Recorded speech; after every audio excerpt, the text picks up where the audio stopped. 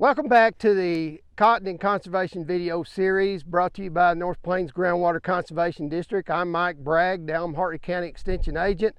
In the last video, we talked about coming back in this field and doing some in-field estimations of yield. And so we're going to do that today. And I pulled up a little publication. We'll show this in the video later.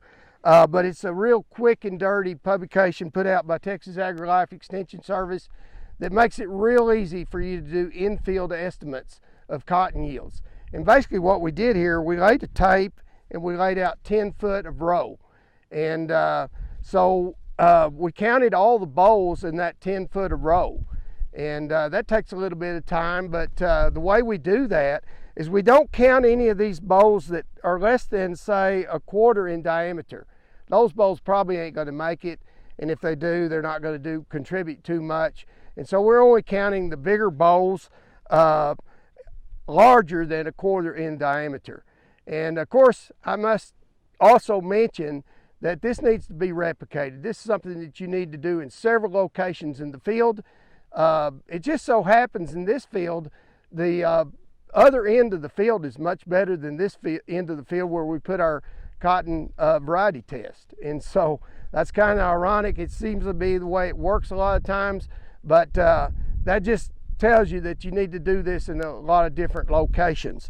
And so basically we had 10 feet laid out, and I counted 109 bolls in that 10 feet. And so we do a little math. We take 109, we take 109, divide it by 10, and we're going to get 10.9 bolls per foot. And we'll take that 10.9 bolls, we'll use our little publication. These are on 30-inch rows, and so we have 17,424 linear feet in an acre. And so we'll take that 10.9, divide that, or times that by our 17,424, and we'll get 189,921.6. And then we're going to times that by 0.0033. That's average lint weight in a bowl of cotton. And that is just a rule of thumb number. Kind of use it as a constant. And we'll come up with 626.74 pounds. That 626.74 pounds needs to be divided by 500 because that's your average bale size in weight. And so we take 626.74, divide it by 500, and we get 1.25. And our 1.25 would be bales per acre. And that's not what this farmer was really wanting.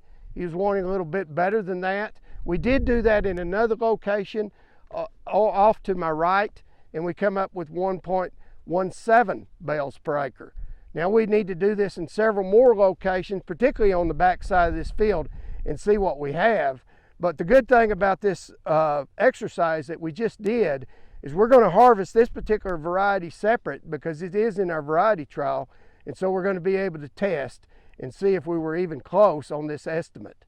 Anyway, we're going to leave these on there so you can look at them and go out and see if you do these bill estimates on your own.